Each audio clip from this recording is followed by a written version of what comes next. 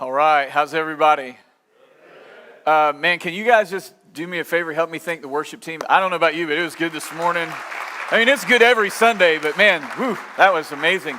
As a matter of fact, the song that Melissa just led in just a few minutes ago, New Wine, the amazing story, it was kind of like for me here in the front row going, like this is the circle of life kind of thing. It was January of 2018, right before I came here. It was a moment that God used in my life to call me here. I'm in New York City in Manhattan worshiping at a church up there, and the worship team, I was at Hillsong, who wrote that song, and that was the song they sang that day that God used to prepare my heart to accept a call to come here.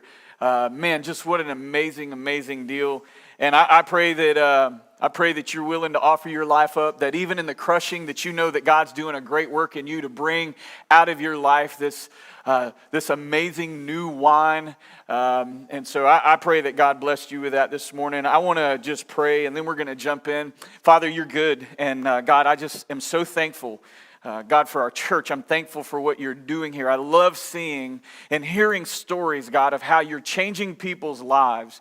And God, that is a true testimony to a couple of things. Number one, your goodness towards us, that while we were yet sinners, Christ died for us, that God, you might save us and redeem us from a life full of lostness, a life full of just God's sinfulness and consequences.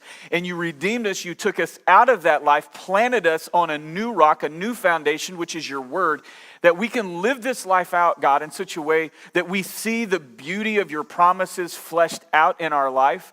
And God, then another part of this whole thing, God, is your church. God, you have given us, you didn't leave us alone. You gave us the church, a place where we could come, declare your goodness and your greatness amongst fellow believers. And God, you've given us this beauty of community where there are people here that we get to have conversations with on a weekly basis. God, hear their stories about what you're doing. And so God, it gives us just this amazing courage to go out into the world and face another week, and not just face another week, but take on another week where we get to go out and share the goodness of your grace and your glory to a lost and dying world, God, that needs hope.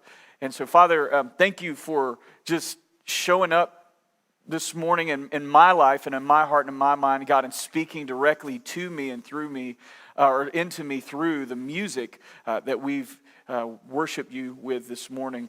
Lord, I pray that you would be with me and be with us all as we study through your word. God, use it to make a difference in our life that would ultimately be beneficial in you using our life to make a difference in the world for your name's sake. In Jesus' name I pray. Amen. Okay, if you haven't been here, this is the last day. We started this I think it was August 2nd. It was the first Sunday in August. And today we're wrapping up a 14-week-long series entitled I Am. And the whole point of this series has been to walk through the 7 miracles recorded by John in the book of John, and then walk through the 7 I Am statements of Jesus. Today would be the last of the 7 I Am statements, the miracles again. If you haven't been here, those miracles, the first 3 of those explain and demonstrate to us through the miracles how a person is saved. And then the last 4 are the results of our salvation. And then Jesus makes these I Am statements. So for context and all those things, go back and listen to them. You can listen to them on our YouTube channel. You can listen to them on our website, osolabaptist.org. All the messages can be found there. I want to begin this morning with asking a couple of questions. And these are really important questions that I pray that you'll not just glance over, but that you'll actually take a moment and think about and process. And here's the first of those 2 questions. What gives you life? What is it that gives you life? What makes you feel alive? What is it that when you think about it and you're like, oh man, my heart just starts beating a little faster. I've never felt more alive when what? So here's the second question. It really pertains to the first question. What is your source? What is the source of the thing that gives you life? Is it your football team? I can tell you it's not mine. They've brought me to death a couple of times. But I mean, honestly, and I say that all jokingly, but I do know that there were moments in my life years ago when, man, I lived for Saturday. And man, if the Gators won, my Saturday and my whole week was good. And if they didn't, then my life just was in a wreck, and I would lose sleep at night over a football team, guys that are 18 to 22 years old, and how they perform with this leather round thing and crossing lines. I mean, it's crazy. But for a lot of people, I know that that's a reality. What is it that gives you life? What's your source? Maybe, is it your friends? Like, I got to have my friends. Without my friends, I just don't have life. Do you need those people? Is that the source of your life? Is it the weekend? I mean, some of us, not me, I love my job, but there are some people that, I remember working in this years ago before I went into ministry. I remember going, man, it's Monday. And I just could not wait to get to the weekend where I didn't have to work and I could just, is it the weekend for you? Is it travel? Like you just like, man, I can't wait to the next trip. You're always looking ahead to the next trip. Or is it, for some of you, it might not just, maybe it's your job. Maybe your job is very fulfilling and you love what you do and it gives you life and it's your source of comfort. It's your source of strength. It's your source of just life in general. Is it your purchases? Don't make eye contact, men. All right? Is it your purchases? Is it like, man, in order to feel good, I need to go do some, what do they call it? Like retail therapy. Yes, thank you. John doesn't know from experience. He just read it in a book. She's not here. Praise the Lord. That was not, we won't say the name on camera so that it can't go back on YouTube. We get the first name, but we won't say the last name. There could be other Johns in the congregation today. Or is it something else? What is it that gives you life? This is an important question for all of us to answer because it then gives us the opportunity to seriously evaluate the sustainability of whatever that thing is that's supposed to give you life. Because the reality is we all know this, right? I mean, we move from pockets of happiness, if you will. And the thing that made us happy today may not very well make us happy next week. And it very likely will not make us happy in 10 years, possibly. You see, there are a lot of things in this world that we can and often do look to feel alive. And again, they can for an extended period of time, perhaps. There's things that we can look to that really just make our heart beat a little faster, create a little excitement in our life, make us feel alive, but our experience has taught us that eventually they all expire. Everything in our life, all of the things of this world that this world has to offer to you and to me that make us feel that way, every one of those things have a shelf life. Honestly, how many things could we all possibly name from our past that used to cause us extreme happiness? I mean, how many of those things could we all conjure up? How many things could we put on a list that today have become a distant memory? Sure, some of those things we simply outgrew when we were kids. I mean, think about the things that used to make you excited as a kid. That today, man, there's no way in the world you would do those things. I mean, how many of you grew up watching Sesame Street? Raise your hand. Man, not many of you. Maybe that's what's wrong with the world. I don't know. I mean, everybody needs a little Cookie Monster in their life, okay? I didn't even know if my kids knew what it was. I asked Asher, what's your favorite Sesame Street character? And he said Big Bird. I was surprised he knew what Big Bird or who Big Bird was. But we outgrow some things. When we're kids, there were things that made us excited and happy. And I remember, how many of you remember as a kid, like the night before, on Christmas Eve, your parents would be like, all right, y'all got to go to bed. And you could not go to sleep because you knew in the morning there were gifts under the tree. And man, there was some stuff that you had been hoping for and waiting for and you were excited to get it. And now as a parent, you're like, whatever, it's Christmas. I mean, we're going to celebrate Jesus' birthday, but I'm not as excited. I'm not going to lose sleep. I'm not going to lay in bed on Christmas Eve going, I can't wait for the morning when the presents are there, right? But wouldn't it be wonderful if there was something or someone that could be an eternal source of joy, of growth, and contentment. Something or someone that would provide for us a permanent, sustainable growth throughout our life, while at the same time be something that we could never outgrow. Before we get into our text, I want to follow up on something I said last week. Last week, I gave a few proofs in the message, particularly about how we can know and have confidence that Jesus is the Messiah. Today, I want to show you a few pieces of evidence to help reinforce our confidence in God as creator, because again, we live in a world where academically there is all of this, there's this push to say, oh, no, there's not an intelligent designer, it's all about science. And listen, I'm a firm believer that science and faith do not live in opposition to one another, they actually support one another. And I think what has happened, unfortunately, in the education of America is we have positioned those against one another to create doubt in the hearts of young people and even us as adults as to whether or not our faith is legitimate. So I want to take a few minutes this morning to help you grow in this a little bit before we dive into the text. I just want to point out a few things. Here's a few facts for your consideration on the likelihood that we were created by an intelligent designer. We didn't just sort of randomly happen by accident, okay? Here's the first one. This morning, peering through that glass, we can see that the sun is high in the sky. The sun is in orbit 93 million miles away from our Earth, burning at 11,500 degrees Fahrenheit. By the time it travels from the sun to the Earth and reaches the Earth's surface, it reaches the Earth's surface at an average temperature globally of 72 degrees Fahrenheit. A change of 50 degrees. In its arrival time here, if there was a change of 50 degrees, either hotter or colder, we would either burn up or we would freeze to death. So God has specifically, when He created everything, He positioned the earth at the perfect distance from the sun in order that you and I would be able to survive. I don't think that happened by accident. Let me give you a second thing. Evidence of creation continues. The Earth's rotation is overwhelming when you consider that the Earth rotates at about 1,000 miles per hour. Anybody feeling dizzy yet?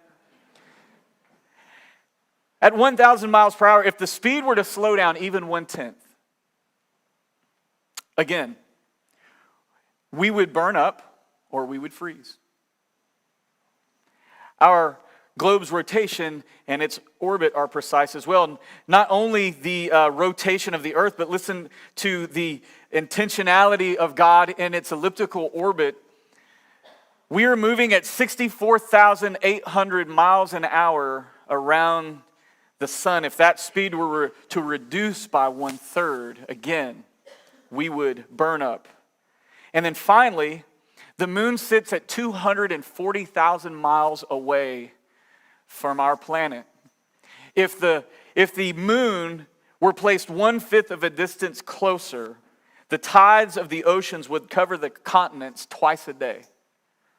Now, again, how many of you still believe that that's all random? That one day this explosion happened and this one little planet was able to form life and everything is just so exact that it's able to sustain us? See, when we have faith that God is our creator, we can have a greater faith that God is a sustainer as well, that He didn't just create us and go, hey, good luck. He didn't push the first domino down and say, hey, let's see how this turns out. But that God is actually not just a creator, but He is also a sustainer. The sustainer not just of all living things, but sustainer of what makes all those living things feel most alive. See, He doesn't just create us and say you're alive. He says, I'm here not to just make you live. I want you to feel alive. I want to be the source of that thing. I want to be the constant in your life that makes your heart beat a little faster, that gives you a purpose for living, and that makes you feel more alive than anything that this world has to offer. So what I want to do, we're going to look in John 15. We're going to be in 1 through 11, and I want to read the last verse first, and then we're going to jump to 1, and we'll work our way back down. Listen to what John says in John chapter 15, verse 11. This is actually Jesus saying these things. John just recorded it. Jesus says, "These things I have spoken to you, that my joy may be in you, and that your joy may be" what? Jesus said that I have spoken these things to you, that my joy may be in you. Not the joy of the world, not joy that you have to manufacture and create on your own. That my joy might be in you, and that your joy wouldn't be like most of our gas tanks half the time. Anybody got somebody in their family, again, don't make eye contact, that likes to get to where it's a challenge to, once that light comes on the empty fuel tank, like how close can I get?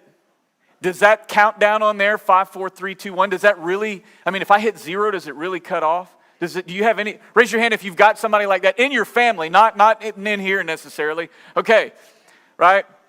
Jesus didn't say that that my joy may be in you and that your joy might be red light or yellow light flashing, you're low. He said that it may be full. Amen, what an amazing picture that is, and what an amazing God we serve that says that I came that your joy may be full. First, the definition, what is joy? Joy is, there's several definitions I want to give you. One of my favorites is by a guy named John Piper. He's a preacher, pastor in Minnesota. And John Piper says, he wrote this is his definition of joy. He says, Christian joy is a good feeling in the soul produced by the Holy Spirit as he causes us to see the beauty of Christ in the Word and in the world. How often do we honestly find ourselves overwhelmed by the beauty of Christ in the Word and in the world? Another definition says, biblical joy comes from the Lord. This is from Martin Lloyd-Jones. It comes from the Lord. It is a perpetual gladness of the heart that comes from knowing, experiencing, and trusting Jesus.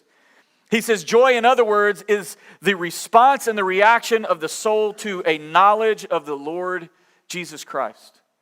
One more definition before we move on. This is from Warren Wiersbe, an old theologian who's written several commentaries. He says, biblical joy is not based on our possessions or circumstances like worldly joy. Warren Wiersbe defines joy as that inward peace and sufficiency that is not affected by our outward circumstances. That no matter what happens in the world, no matter how difficult life may be, no matter how terrible your football team may be, no matter how many obstacles and hurdles you have to jump over in life, no matter how many difficulties come your way, your joy is not impacted. And that's the kind of joy that Jesus is talking about when he says, my joy may be in you and that your joy may be full. With all this as the context, God is the fulfillment and sustainer of our lives, or the fulfillment and sustainer of our joy. I want to dive into the text. And in the text today, what we're going to see is we're going to see 4 elements, if you will, in the text.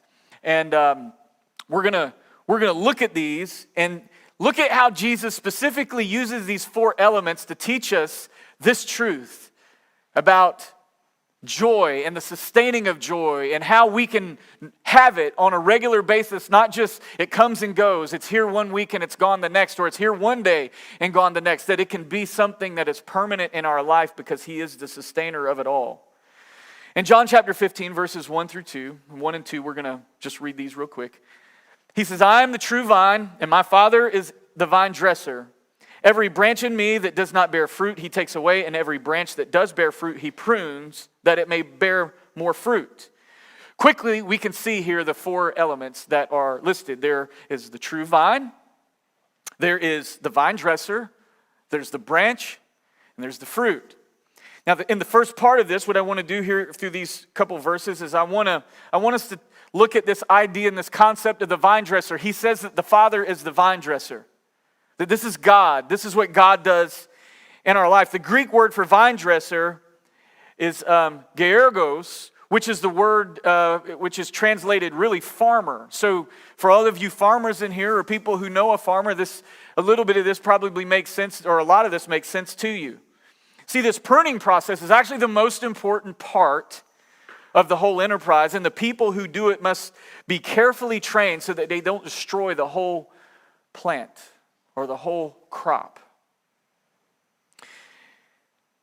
Matter of fact, people who do it, they must be carefully trained. Some vineyards invest 2 to 3 years of training to those who are the vine dressers, those people who are going to come and they're going to cut. And they learn in those 2 to 3 years where to cut, how much to cut, what angle to cut. I mean, everything that would be something that I would not understand at all is vitally important to the health and the life of the plant as far as it concerns producing fruit. The vine dresser prunes the branches in 2 ways. First of all, he cuts away dead wood that can breed disease and insects. And then he cuts away living tissue so that the life of the vine will not be so dissipated that the quality of the crop would be jeopardized. In fact, the vine dresser will even cut away whole branches of grapes that the rest of the crop will produce a higher quality. God wants both quantity and he wants quality. So here's the thing, and this is where the good news comes in. It's like, okay, well, if he doesn't just cut away dead ones, he also cuts away live ones so that the live ones can produce more and better fruit. And so why does this matter to us? What in the world does that have to do with us? What it has to do with us is that we can have confidence that God is going to do pruning in our life. There are going to be moments that we are going to suffer. We're going to deal with difficulty. We're going to go through struggles. We're going to have moments in life where life just doesn't seem to be going the way we would want it. However, in that we can have joy. Why can we have joy when God is cutting and pruning? Because doesn't cutting and pruning hurt? Of course it does. But he does it because, listen, I'm going to cut something here so that you can produce more later on and that your joy may be full. The quality of your life will be better. The quantity of joy in your life will be better. You will have it on a consistent basis, but he does the pruning. It's why James would write the James 1:2, consider it pure joy when you face trials of various kinds, because you know that the testing of your faith, the cutting away, the pruning produces steadfastness. Here's the thing that I hope that we can gather from this, because there is pruning that will come. Even you can be living you could be in step with Jesus, the best you've ever been, and there's still going to be pruning. You could be having the time of your life when it comes to worshiping Jesus, and there's still going to be pruning.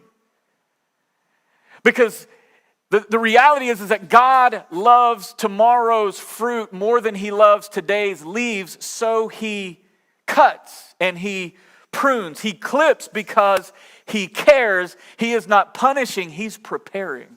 And it's a whole mindset shift that we have to go through in order to understand what God is up to when those times come for us. Look in chapter 15, verses 3 through 10. I'm going to try to read straight through these as best as I can. In verse 3, he says, he continues by saying, already you are clean because of the word that I've spoken to you. Abide in me and I in you. As the branch cannot bear fruit by itself unless it abides in the vine, neither can you unless you abide in me. I am the vine, you are the branches. Whoever abides in me and I in him, he it is that bears much fruit, for apart from me you can do nothing. If anyone does not abide in me, he is thrown away like a branch and withers, and the branches are gathered, thrown into the fire, and burned. If you abide in me and my words abide in you, ask whatever you wish and it will be done for you. By this my Father is glorified, that you bear much fruit and so prove to be my disciples. As the Father has loved me, so have I loved you. Abide in my love. If you keep my commandments, you will abide in my love, just as I have kept my Father's commandments and abide in his love. Now there is a word that sort of just pops up over and over again in there. And we're going to talk about that in a second, but I want to look at the other 3 elements. The 3 things that we see, and I want to kind of handle all these together because they do go together. It's the branch. The branch is us. It's the followers of Jesus. That's us. It's who we are. Then there's the fruit. And that's what God produces in us and through us. That is this joy, that is this contentment, that is this soul-satisfying thing that God can only do in us, that we don't need to look to anything else in the world to find it. It's perfect contentment. That's joy. That I don't need anything else in this world to make me happy. It's, again, to go back to us when we were children. When we were children, It was like, man, we had to have the newest and latest and best toy. And if we didn't get, do you remember, I don't know if any of you went through this, but do you remember what it was like when you opened clothes as a child? The heck is this? That's what my kids do. They don't say that, but they throw it, right? Like, I don't want this. It's like, oh, clothes, throw the box aside. Don't even pull it out to see what's on the clothes, what kind of clothes. Just, oh, it's clothes, throw it back, and then go and open the toys. And so there's this thing that happens as we get older. I mean, how many of you, when the hardest question that you ever get asked is when somebody comes up to you and says, hey, what do you want for Christmas?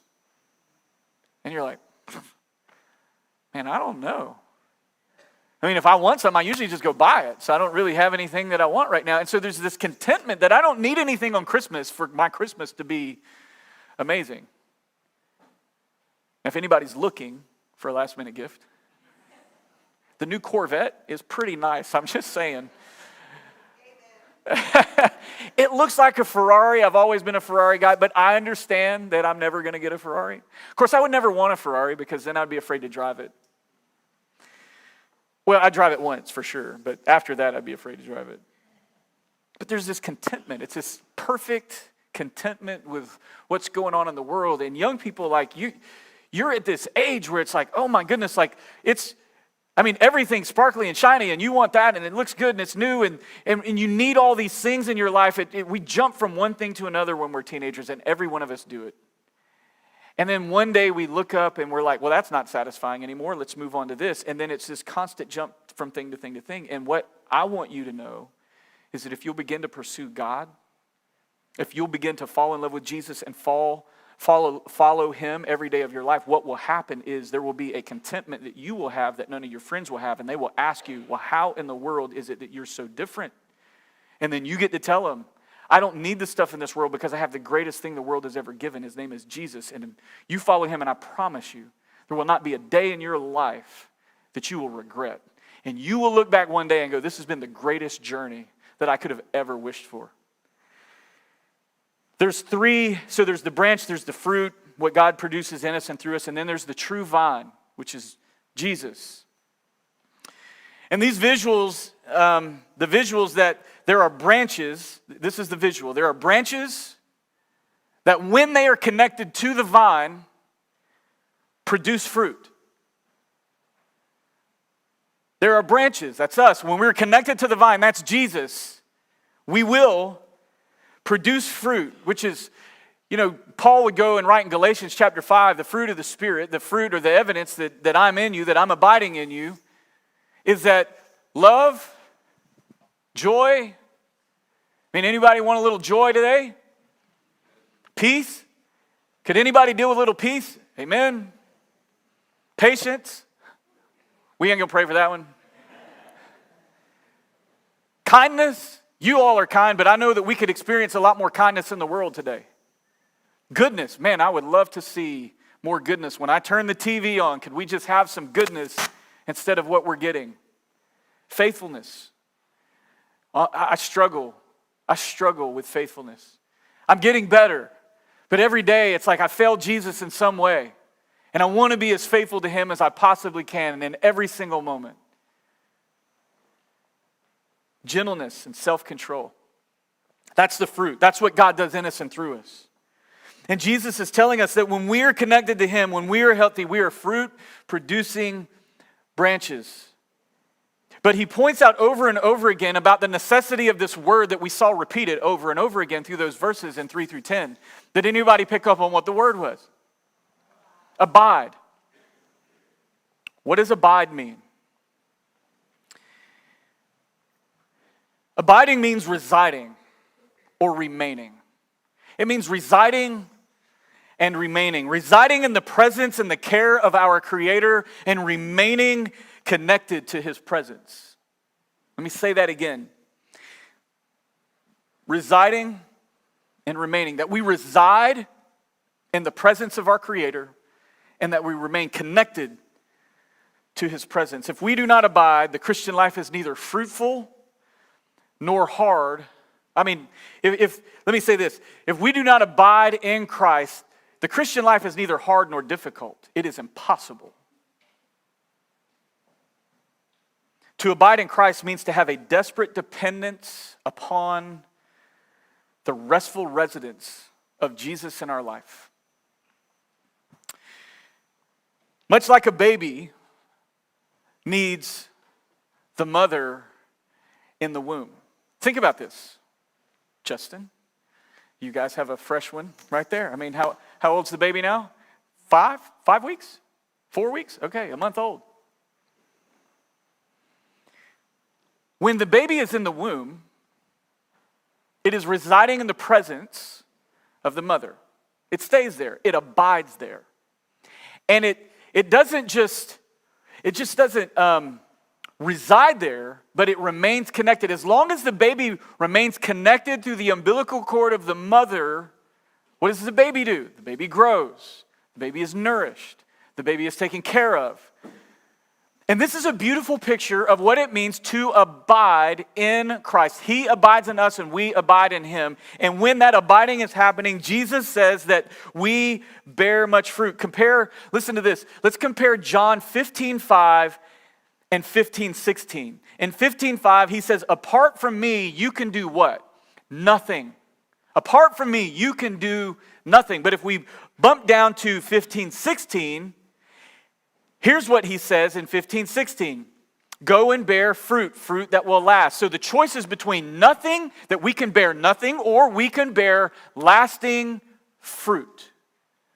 And the only thing that separates those two, the one thing that makes the difference of whether you bear nothing in your life and experience none of the goodness of your faith in Christ, or you experience much fruit, quality fruit, great fruit. If you're experiencing these things, the difference is your willingness to abide. Now, Jesus has already made it evident to us that he is willing to abide in us. He came from heaven to earth to die for our sins and then gives us the Spirit.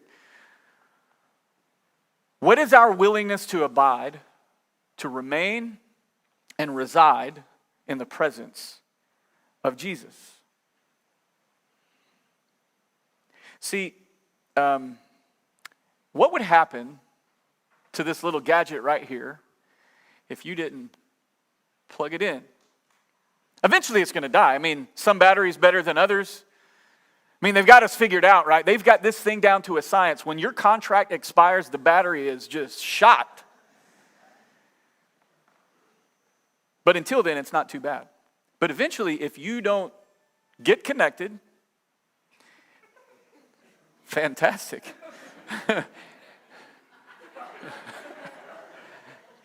God's doing sound effects today.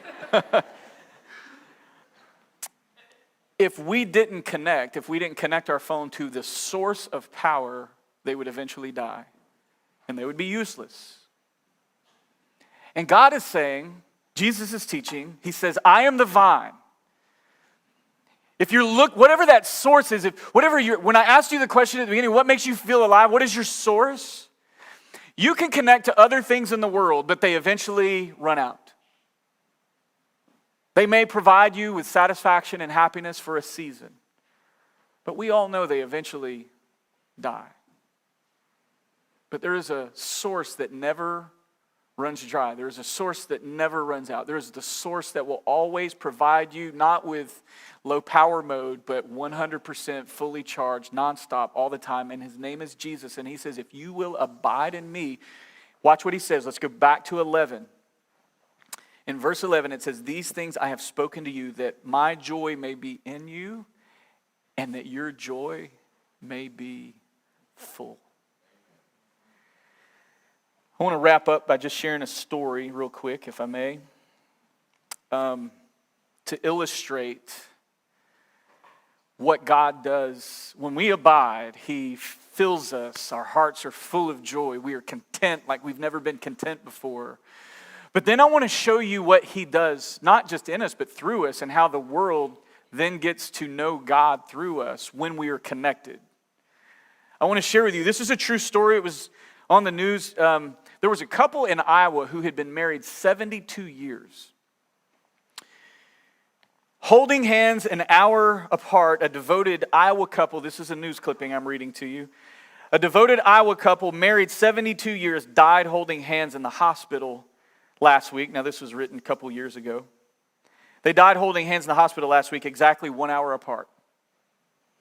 The passing reflected the nature of their marriage, where, as a rule, everything was done together, said the couple's daughter, Donna. Gordon Yeager was 94 years old, and his wife Norma was 90. Left their small town of State Center, Iowa on Wednesday to go into town, but they never made it. A car accident sent the couple into the emergency room and intensive care unit with broken bones and other injuries. But even in the hospital, their concerns were for each other.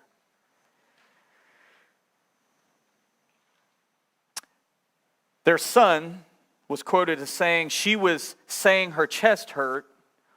What's wrong with Dad?" Even laying there like that, she was worried about my dad. And his back was hurting, and he was asking about Mom. When it became clear that their conditions were not improving, and that the couple was moved into a room together in bed, side by side, where they could hold hands. They joined hands, his right hand and her left. Gordon Yeager died at 3:38 p.m. that afternoon. He was no longer breathing, but the family was surprised at what the monitor showed. So this man is dead. He's holding the hand of his wife. But something happens on the monitor that just really baffled their kids as the kids were in the room with the father. The nurse said, Dad was picked here. So why then, if he's dead, why then is his heart monitor, or why when we look at the monitor, is his heart still beating? I mean, he's not breathing. He hasn't been breathing for a few minutes. Why do we still see a heartbeat? The nurse said that the dad was picking up the mom's heartbeat while he was holding her hand. And we thought, this is a quote from their son, "Oh my goodness, Mom's heart is beating through him." That's it. God's heart beats through us so that the world can see. It's not us. It's not us that they see. They look and they go, "What is that? There's something different. Why is it that you are different? Why is there something that you have that no one else has and that we're all looking for? What is that thing?" And what it is they're seeing the heartbeat of Jesus through you and through me. And it's in that moment that his pulse becomes ours and his life becomes ours. He is the vine. We are the branches. And his heartbeat through us, that's the fruit that the world needs to see.